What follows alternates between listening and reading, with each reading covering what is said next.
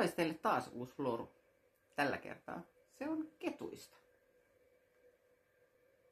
Yksi ketunpoikanen nousi pesästään, nuuhki ilmaa kuonollaan ja palasi lämpimään. Kaksi ketunpoikasta nousi pesästään, nuuhki ilmaa kuonollaan ja palasi lämpimään.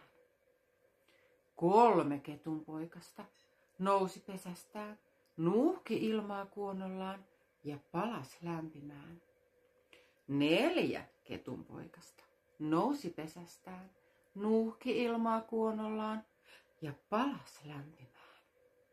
Kuului kova töminä maan uumenista, kun kettulapset suunnitteli matkaan lähtemistä.